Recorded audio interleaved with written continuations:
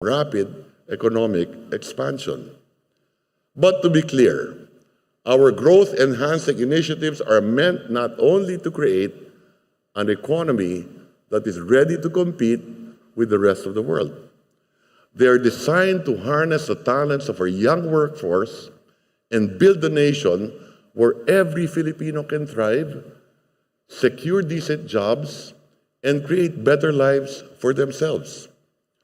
All of these are aimed to provide pathways out of poverty for about 14 million Filipinos, or cutting poverty incidence to 9% by the end of the president's term or sooner. This is the single most important number that we aim to achieve. Even with headwinds along the way, there are a lot of reasons to be confident and excited about our nation's future. So I hope you will help us spread the word. We have all the makings of a prosperous economy, and we have a bold and decisive leader to fully realize that potential. Lahat po kayo ay makakaasa na sa bagong Pilipinas, sama-sama po tayo uunlad at giginhawa. Maraming salamat at mabuhay po tayong lahat.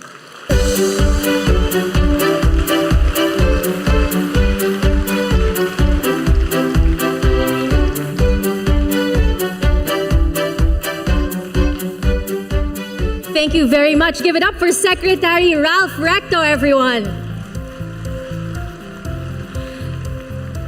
Indeed, we are on the road to becoming a prosperous economy, and the Philippines has sealed its position as a frontrunner among emerging economies in the Asia-Pacific region.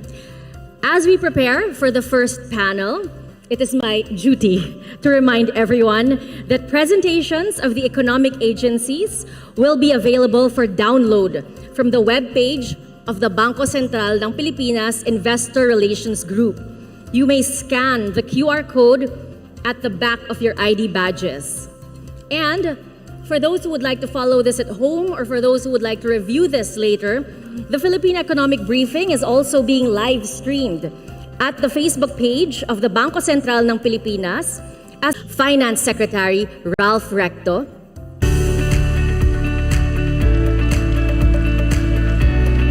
He will be joined by the very dynamic Department of Budget and Management Secretary Amena Pangandaman.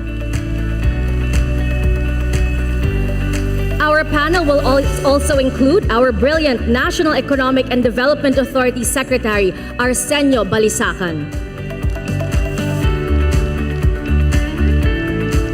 We will also be joined by Bangko Sentral ng Pilipinas Senior Assistant Governor Iluminada Sicat. And we have a very special guest joining the first panel. It is no less than International Monetary Fund Resident Representative Ragnar Gudmundsson.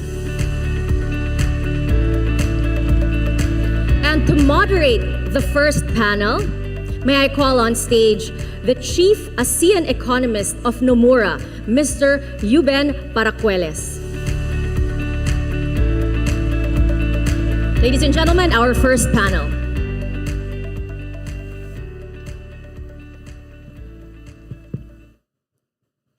Thank you, and good afternoon, everyone.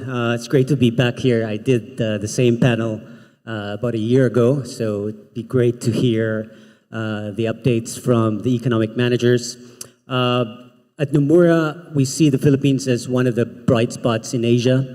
And obviously, a lot of Secretary Recto's presentation covered the reasons why, but we are also cognizant that there's quite a bit of risks, both externally in particular.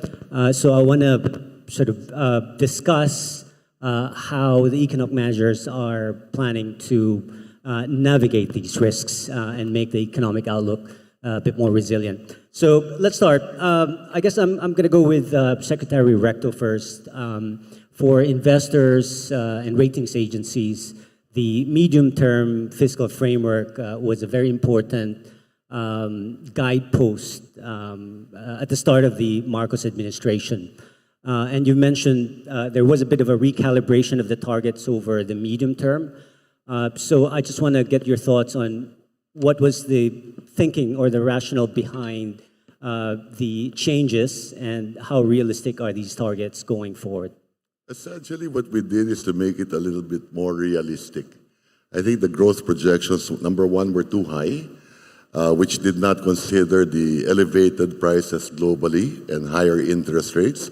Not to mention, we have two hot wars and probably also a trade war. And because of that, we thought that it might be best to reduce those growth targets to more realistic levels, anywhere between 6 to 7% for this year.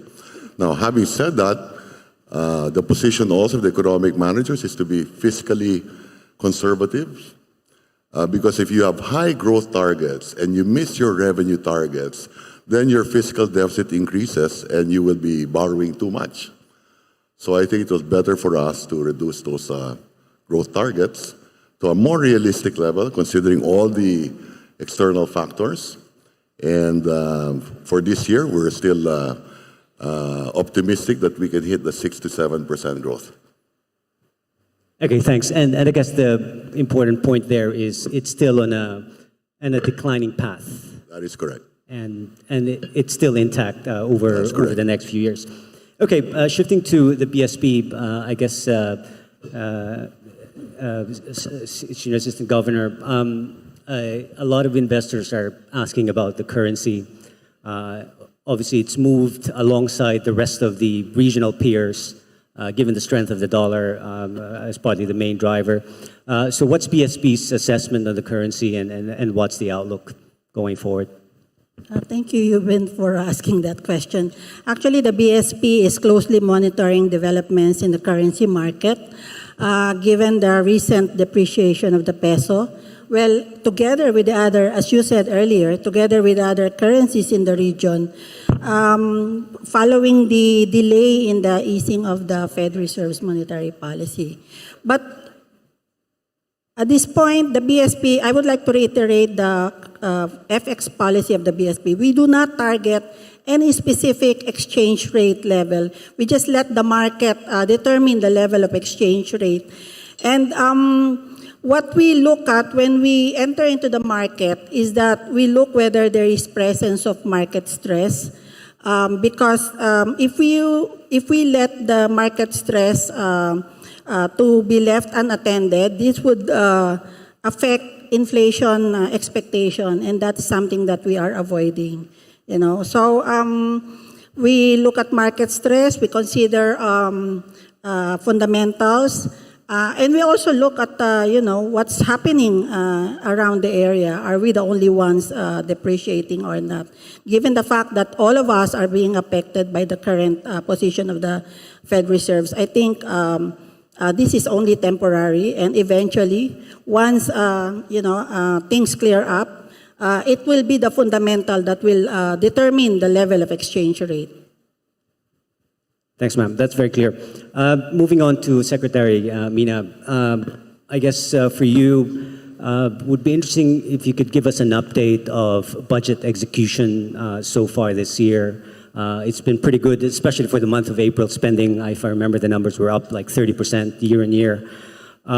But we know there was an episode last year as well that there was some underspending and affected growth, I think, in the second quarter of last year.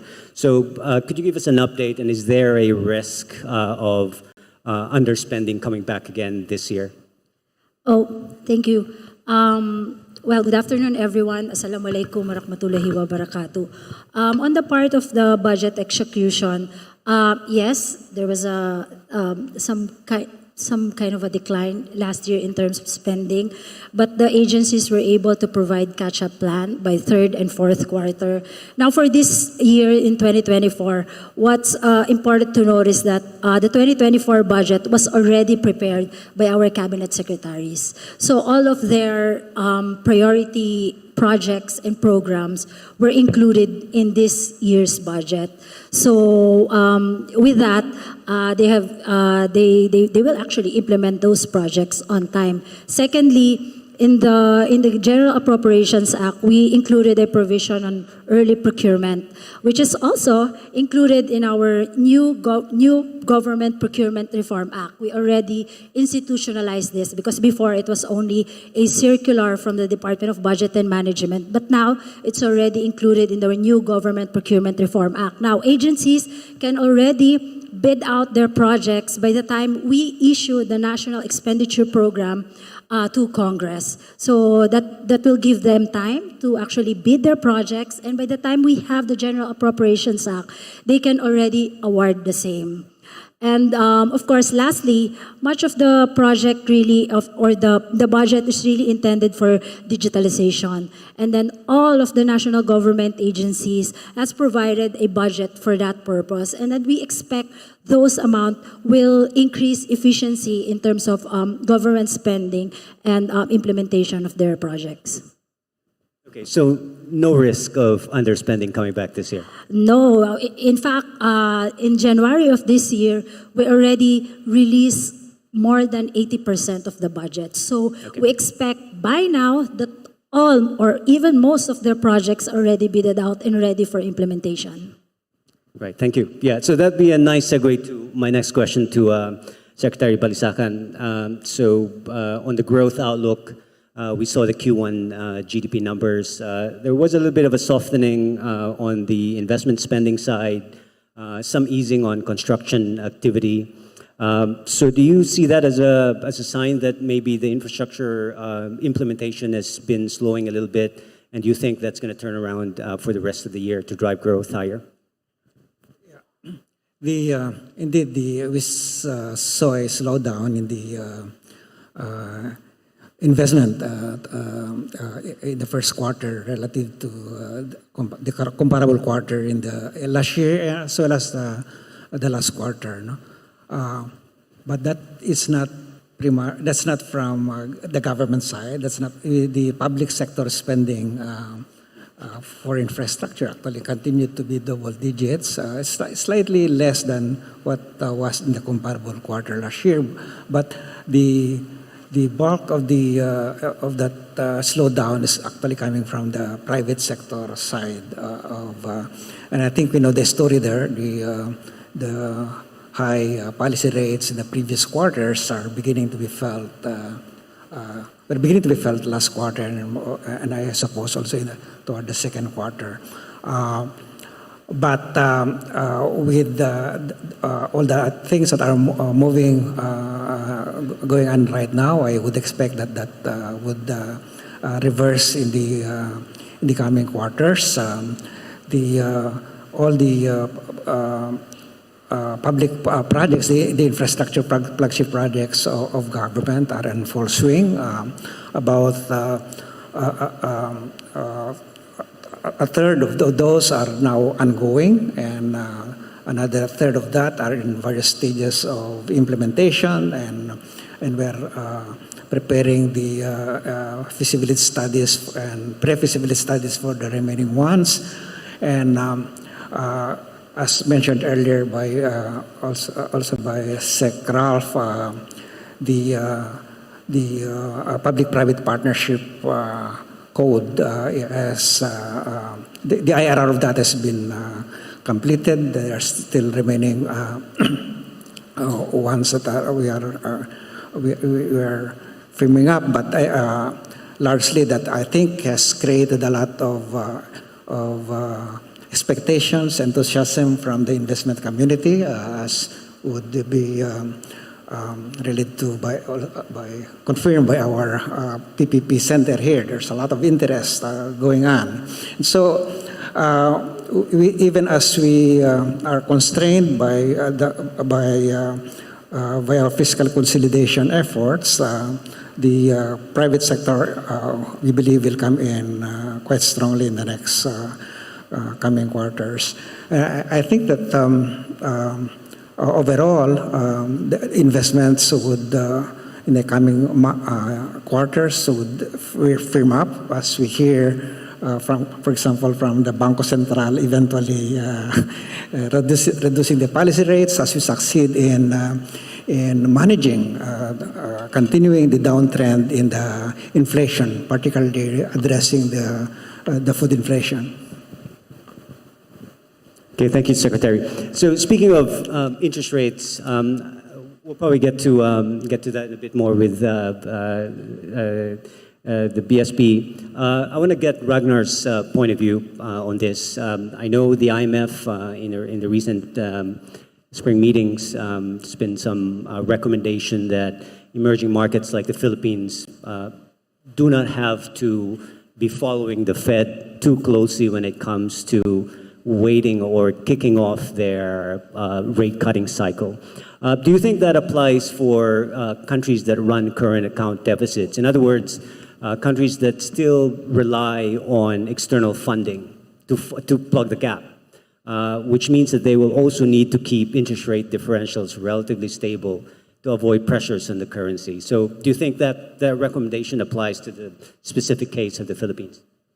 Okay, so I think the suggestion not to follow the Fed too closely, it needs to be understood in the context of efforts to tame domestic inflationary pressures. And so when considering the path of monetary policy and policy interest rate decisions, what we are saying is that a central bank's decisions, the BSP's decisions in this case, should first and foremost be data dependent and driven by domestic price considerations. And from that respect, as Secretary Rector was mentioning, the overall decline in the inflation numbers that we've seen in the first 4 months of 2024, with headline inflation down to 3.8%, core inflation down to 3.2%, all these developments are quite encouraging, and they're moving in the right direction, because we are now back within the BSP's target range, which, as you know, is between 2% and 4%. So, the trends are encouraging. However, I think, we need to be aware that there are still upside risks to the inflation outlook. And these upside risks stem from geopolitical tensions, from higher commodity prices internationally, and also domestically from some demands for higher wages in particular.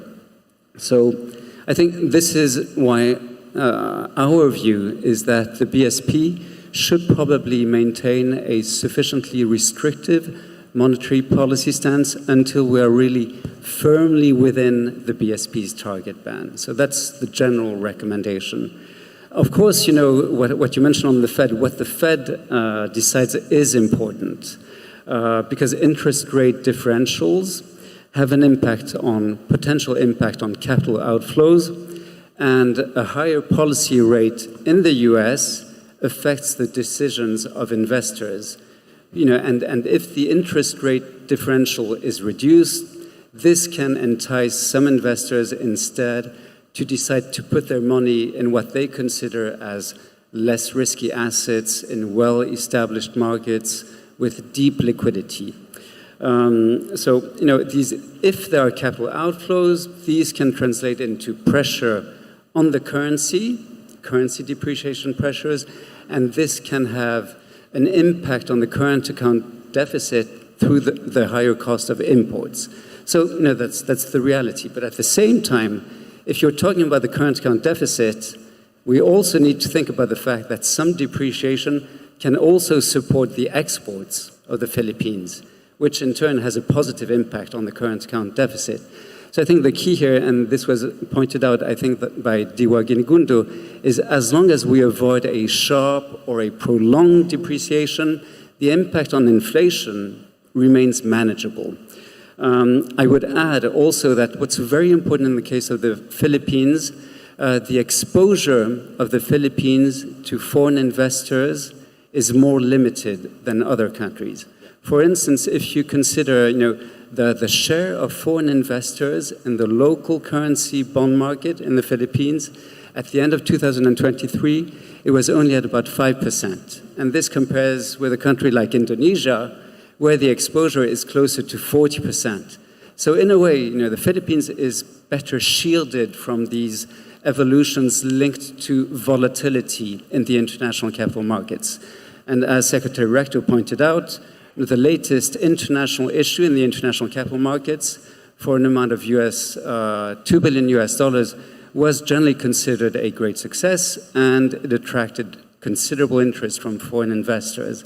So I think, in terms of, what's happening in the Fed, of course it's something that a policymaker needs to be aware of, okay? But I still think that what is most important for the Philippines really is to address, the volatility caused by the Fed's shifting stance by focusing really on ensuring that inflation expectations in the Philippines remain well anchored. That's the number one objective. And maybe there's one final point I would like to make with regard to inflationary pressures in the Philippines. What the Fed decides may be important when inflation is really driven by demand. But in the case of the Philippines, inflation is in very large part related to supply shocks. And it's really related to higher commodity prices in particular, and also higher energy prices. And what does that mean for monetary policy? Well, in fact, if you want to address inflation, you need a mix of monetary and non-monetary policy measures.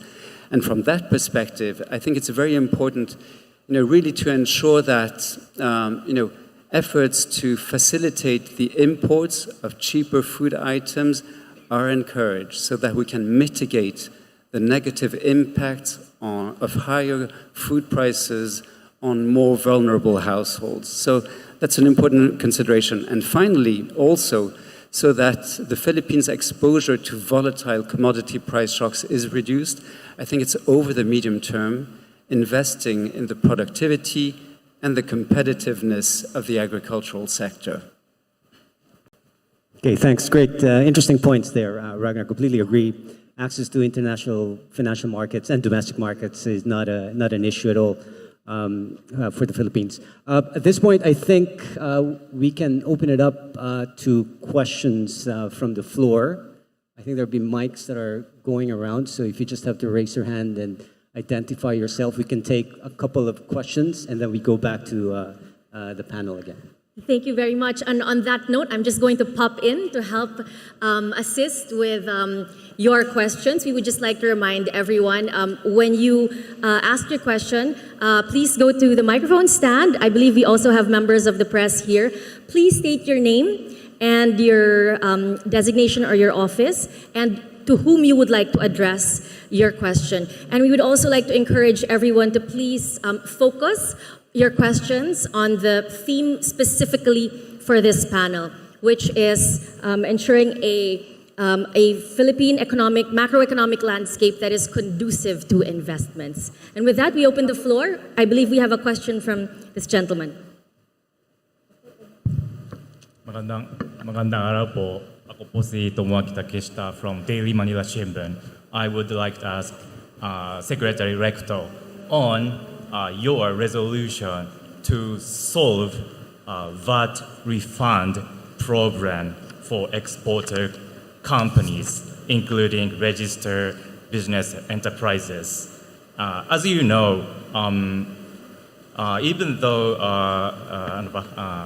Philippine tax code has VAT refund system, but in reality, BIR want to refund it even by conducting a tax investigation against applicant company. So we are like foreign companies keen to solve this problem. So can you explain how to resolve this problem? Thank you. Thank you. Well, moving forward, if you're a registered business enterprise and you're an exporter, what we did in the Create More law together with Secretary Go is to exempt you from VAT so that you will not have to get a refund anymore. So that's the short answer to that. You will be exempted as an exporter. Yeah.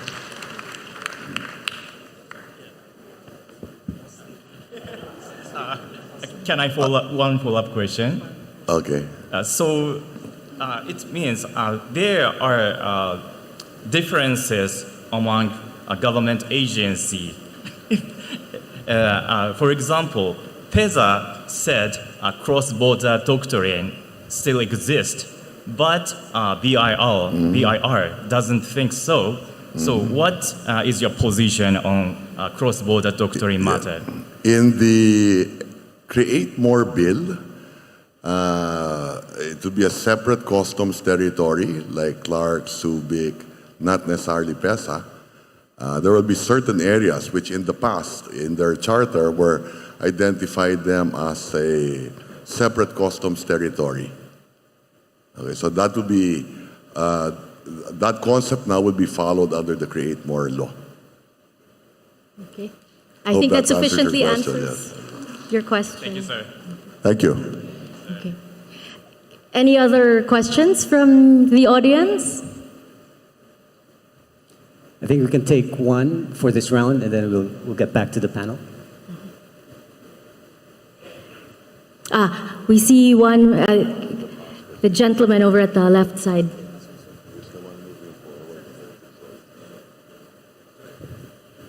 Hello. Yes, good afternoon, everyone. Well, first of all, I'm delighted that I was able to attend this Philippine economic briefing, and I would like to congratulate the economic team of the President and for consistently, getting about our consistent economic growth from the time of Pinoy onwards. And I saw my friend Secretary RC also served, I think, in 2 or 3 presidents. What's more, aside from DBM Secretary Amena Pagdana, we have also Senator Ralph Recto. Well, by the way, my name is Rick Samaniego from the Philippine Coalition of Consumer Welfare. Now, as a balance, we've been attending a lot of economic briefing, ease of doing business, but what is lacking really is the representation of an independent private sector representative from the consumers.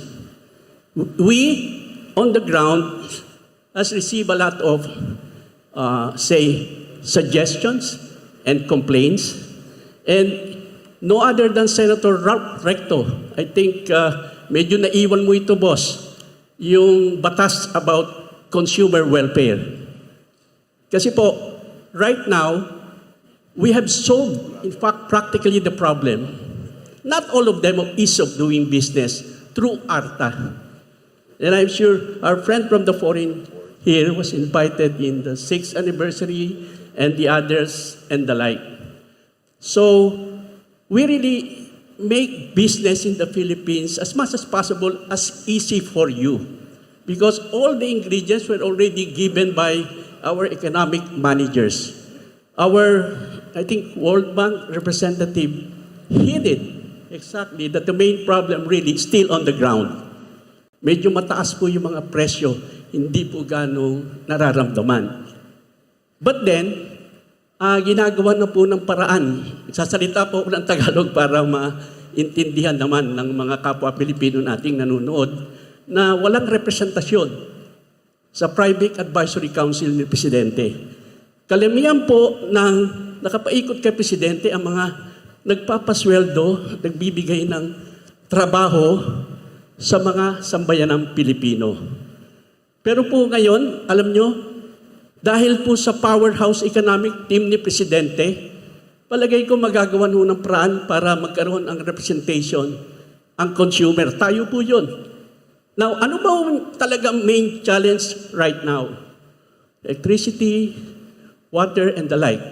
Now, if we can fast-track economic growth consistently, what we need really is for us to improve our internet connectivity. Yes, sir. Siguro po we can ask Secretary Recto to respond. He had already mentioned in his beautiful keynote how we are also addressing consumer concerns. Secretary Recto, would you like to address po yung advocacy po ni sir on consumer issues? I think the suggestion is well taken. It is good that we have more consumers, members of the different boards that we have in government. In fact, I filed many bills along those lines. Na mabigyan din natin ng boses yung ating mga consumer. No? At, in fact, yan ang pinag-uusapan dito on inflation. Kanina pa, there was a distinction between core inflation and headline inflation. And I think that's a very important issue. And yes, I also agree with the gentleman that you need to have more internet connectivity. And for every 10% of the population that have access to the internet, that's a corresponding 1% growth in GDP. So yes, so I agree with the suggestions of the gentleman. About 91% of the subscribers of the telcos, I'm sure you know, are prepaid subscribers. That's and correct. most of these are Filipinos. That's And the correct. 9% is, need 9% is postpaid. I have to another question. Sandali lang po ito kasi I'm really glad na kasama natin si Senator. Siya po yung nakipaglaban sa consumer. Okay, sir. Ano po yung question natin, sir? And because we have 2 more panels to go. Yes, sir. Okay. He was been successful in creating a lot of taxes, yung VAT. But this time, meron din po siyang sinuggest doon sa data naman sa internet na magkakaroon uli ng tax. And I'm sure na pag-aralan maigi ito ni Senator Recto na makakabuti sa ekonomiya natin. But nevertheless, may impact po ito sa ground, Sige po. sa consumer. Kami ho papasa niyan. Siguro Kaya po this kung- can be addressed, sir, by Secretary Rector, or if not, maybe from NEDA.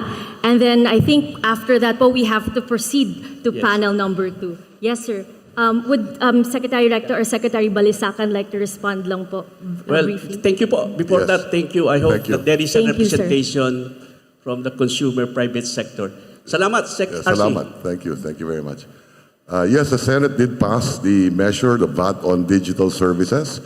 This will be discussed in BICAM, but this will only be for for foreign corporations. No? So we're talking about the Netflix, the Amazon, so on and so forth. No? So the idea is to level the playing field.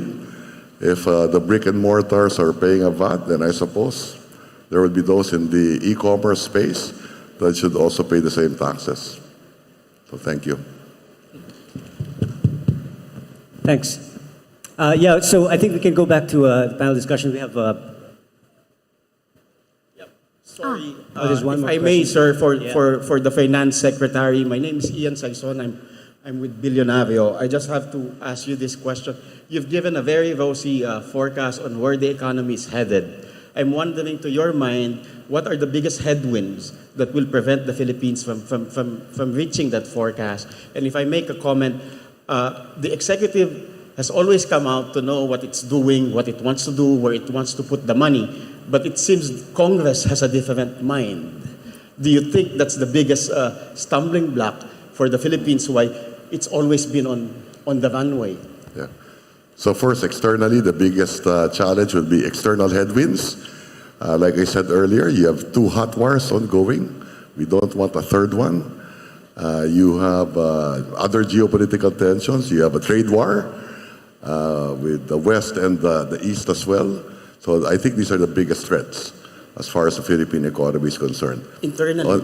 On the second point that you made, that is always a given between executive and Congress. And I've been in both sides. I've been in the House, I've been in the Senate, I've been in the executive before, and I'm now in the executive as well. So that's always a given. It's always a fight for fiscal space when you propose a budget. Congress, we live in a democracy. Congress can always amend the proposals of the executive, and I think we're better off because of that. Sorry, The check and balance says yes. Yeah, last. Personally, what do you think is achievable by the end of the Marcos administration? How big is the economy going to be? Where is unemployment going to be? Yeah. Thank you. Well, the most important number I mentioned earlier is that poverty incidence will go down to 9% by 2028. The economy will roughly be double what it is today by 2028. And like I said, by 2030, we will be the 13th biggest consumer market in the world. Okay. Thank you. Okay, thank you for that. So We still have a bit of time, so I want to focus on inflation, which seems to be an overarching topic for all of those things that have been mentioned. And maybe I'll start with Secretary Arce on the inflation outlook. Can you give us a bit of a report card in terms of the supply side measures, non-monetary measures that have been done, and how effective have they been to bring down inflation pressures? Yeah, thank you. Yeah, as mentioned earlier by our colleague from IMF, big part of the inflation, particularly food inflation, that we experienced in the past quarters was coming from the supply side. And that's one, primarily due to uptick in world prices, particularly for staple like rice. Second, that was also induced by protectionist measures arising from the El Nino, where the major exporting countries tried to reduce their exports in an effort to protect their domestic consumers. But on the other hand, there were also domestic challenges, supply bottlenecks, and also policy and regulatory issues. And the government, particularly our president, addressed that issue early on. Late last year, he created the Interagency Committee on Inflation and Market Outlook to task NED and other agencies to monitor the market, the prices, the supply, the imports for basic commodities. And we report to the president periodically. We have almost monthly discussions on the policy and the issues and the responses, the solutions to these problems. And one of the outputs of those discussions and monitoring was the issuance last month of this Administrative Order number 20, which address the administrative issues, particularly the administrative procedures and policies governing the timely and efficient importation, timely and adequate importation of agricultural commodities, particularly our staple. And, because what we noticed was that while we are short of production, short of what's needed for consumption at affordable prices, the importation was often inadequate and coming in late or too early. So in other words, it destabilizes the importation process destabilizes the market more than what we intended to achieve. So the effort was to simplify the procedures, administrative procedures in issuing sanitary and phytosanitary measures, for example, that are required for the importation of agricultural commodities. Okay, so that's one. On the other hand, we are also addressing the longer-term issues and low productivity in agriculture, as already mentioned earlier. And if you look at the budget for the Department of Agriculture, for example, during the Marcos administration in the last just 2 years, 69% increase in the budget, total budget. There's no other sector that has received that much of increase. And so the next issue for us is to ensure that that budget will lead to increases in productivity. If you are seeing that they are going into the right spending, for example, better and more efficient irrigation systems, addressing the lack of logistics for agricultural products, and so on and so forth. Then this should be able to reduce the cost of food and also reduce our dependence on imports.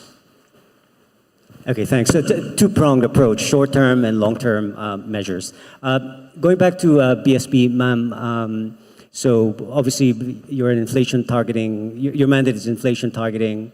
In the short term, I think the BSP's projection is a slight hump in the inflation numbers for the next few months to slightly above 4% before it's coming down by year end. But you're also noting that there are some upside risks. So how worried are you that these risks are materializing?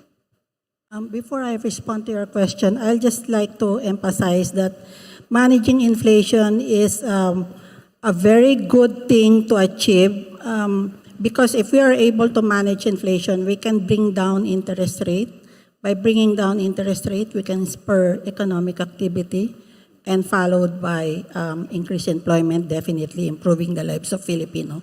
Now, you said earlier, yes, based on our baseline forecast, we see that inflation will be within the target range, but then there are upside risks, which Ragnar mentioned earlier. And given that upside risk, the BSP has decided to sufficiently maintain a restrictive policy stance in order to ensure that we anchor inflation expectations so that it will not result to further second round effects.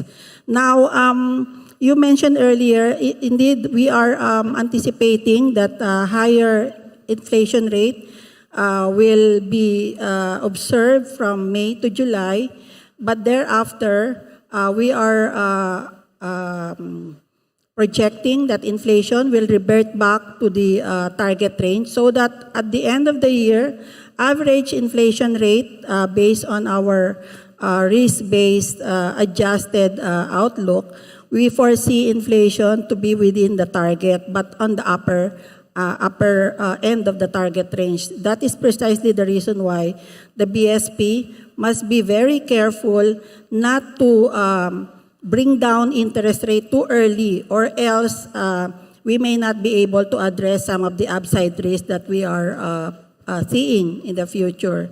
But eventually, once all these actions of the BSP together with the non-monetary policy of the national government in addressing the supply side, we will be able to bring back inflation to the target range for 2024 and 2025.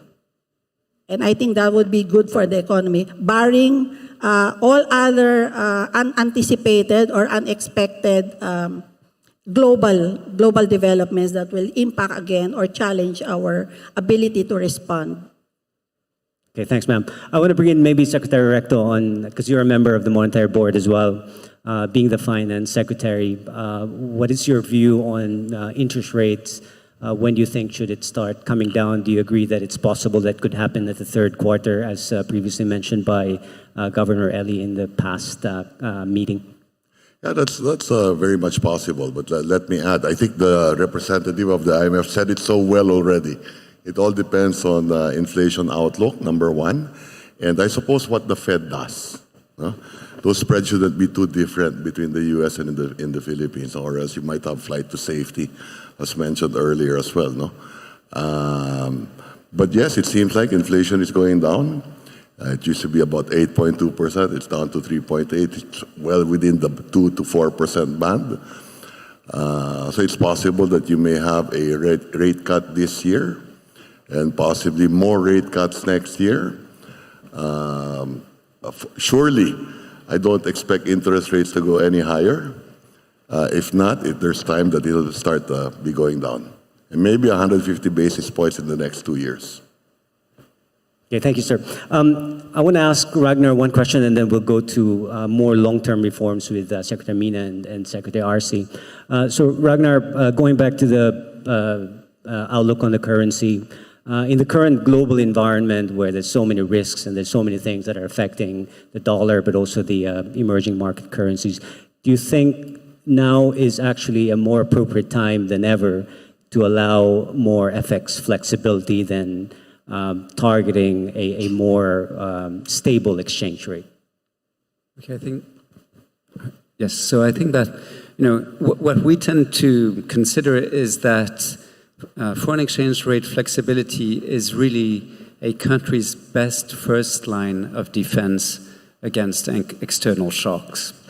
It's the best line of defense, and it's also what helps basically an economy adjust to the external environment. So foreign exchange rate flexibility should be taken as a first priority.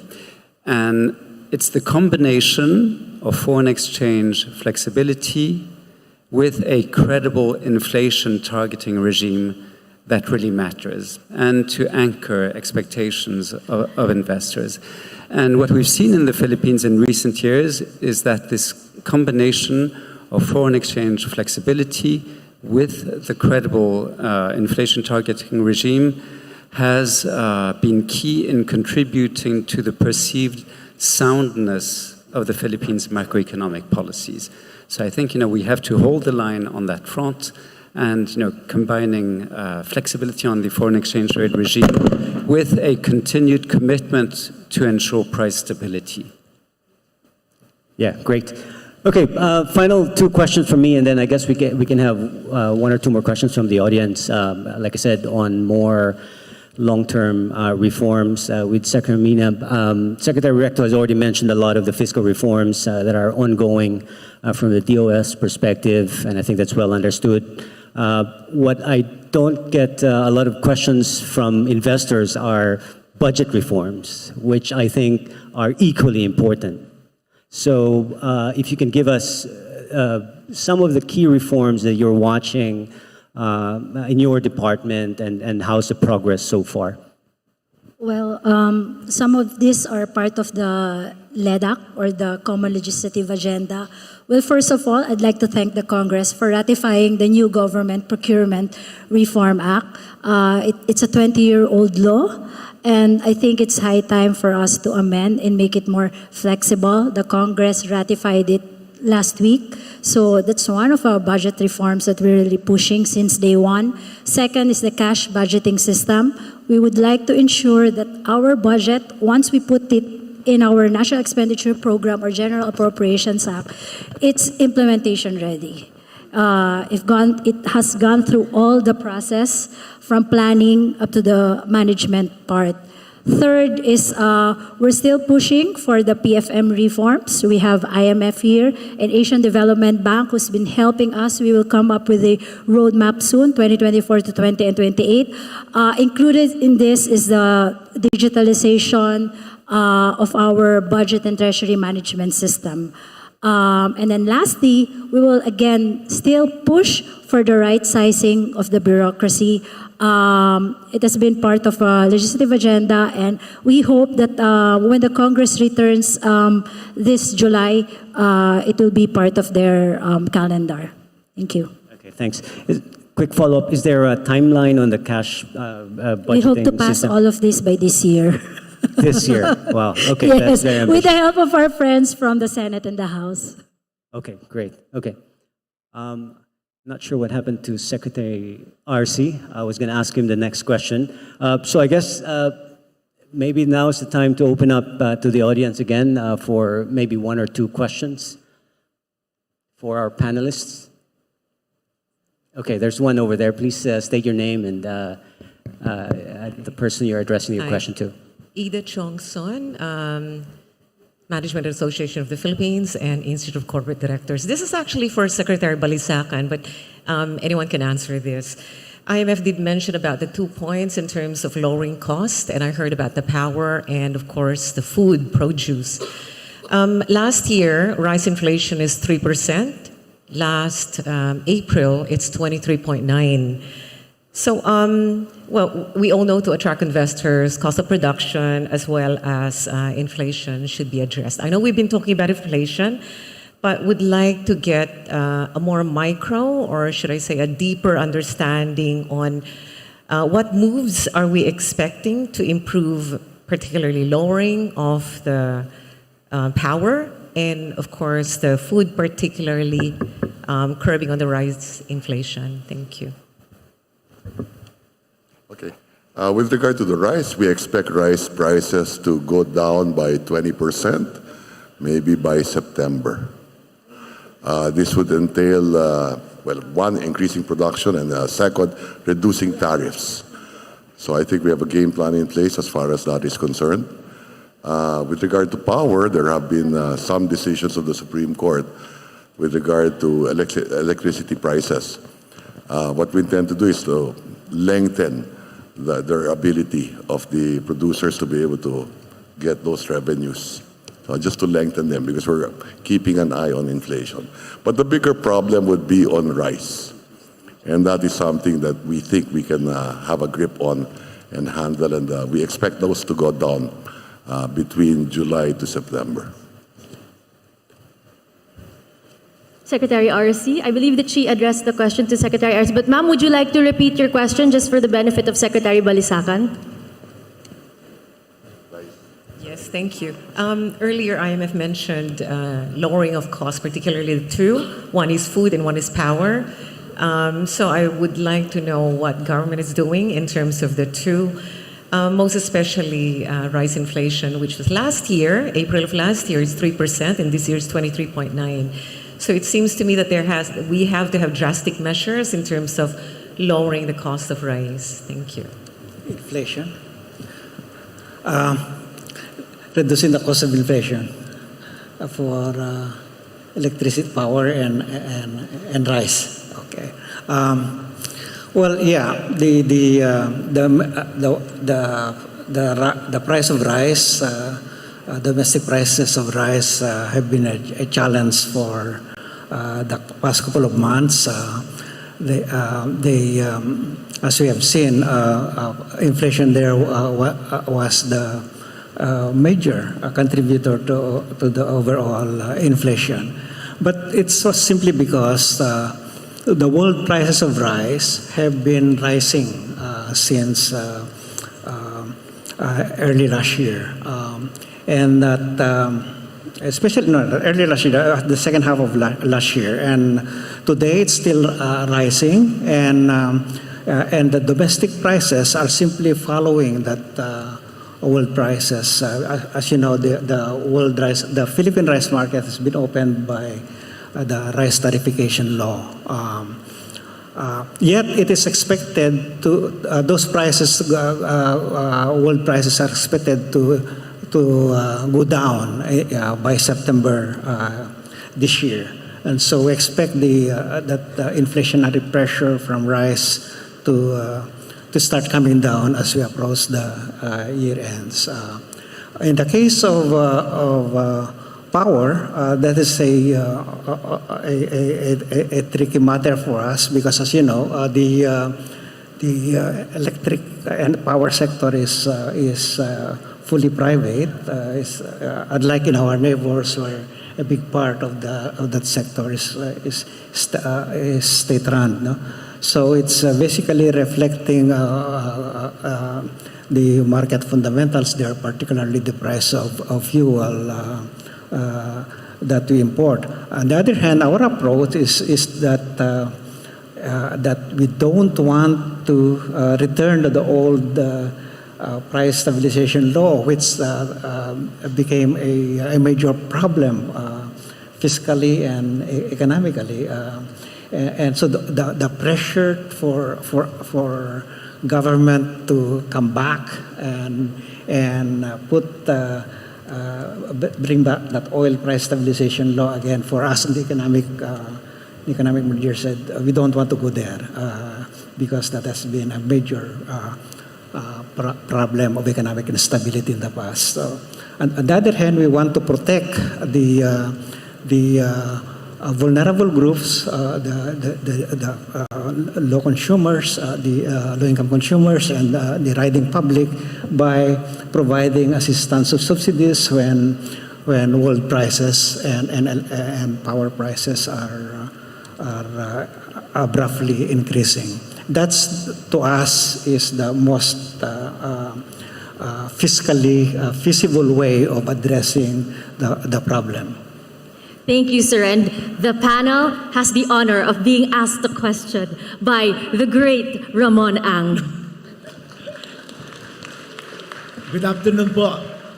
I'd like to share with our audience here today why is it the fuel prices and power prices in the Philippines is higher compared to our neighboring countries. As you know, San Miguel and Petron is in Malaysia. In Malaysia, the prices of gasoline is 20 pesos per liter. In the Philippines is 60. Reason, Malaysia subsidized 1/3. The other 1/3 is taxes. Philippine government impose taxes. And our neighboring countries don't impose taxes. But if you look at it on a equal basis, our prices without the subsidy and without taxes is even lower than Malaysia, Indonesia, and Thailand. It's also the same as power. Our power generation compared to our neighboring countries are lower, but we impose taxes on the power sector, on fuel, and we also don't subsidy. We don't give subsidy on power. That's why our power prices are higher. But if you are foreign investors that want to come to the Philippines, that is not a reason for not coming. You should come and put up your own power generating plant in your factory, which is very easy to put up. And Philippine government encourage all big energy consumers to put up. For example, if you want to put up your own nickel processing plant, you put up your own power plant. It's welcomed by USEC Marasigan. I think our country's market force compared to our neighboring countries, are still subsidizing heavily on fuel and power. Why are they able to do it? Because Malaysia has its own oil production. Malaysia, Indonesia, Thailand, Vietnam. Our oil production is only 6,000 barrels per day compared to our neighboring countries, average 1 million barrels a day. That's why they can put in subsidy. Philippines, we don't have oil. But we have a very big reserve in West Philippine Sea. That's why they are very interested on the Philippines. So let us not let go of it. We should protect our territory. Salamat po. Salamat po. So, there was no question. But let's all give him a warm round of applause. On that note, I think it is time for us to conclude this panel. We would like to say thank you to Finance Secretary Ralph Recto. Let's all give him a warm round of applause. Budget Secretary Amena Pangandaman. Secretary Arsenio Balisacan of NEDA. BSP's Illuminada Sikat. IMF's Rudmar Gudmundsson. And our most esteemed moderator, Mr.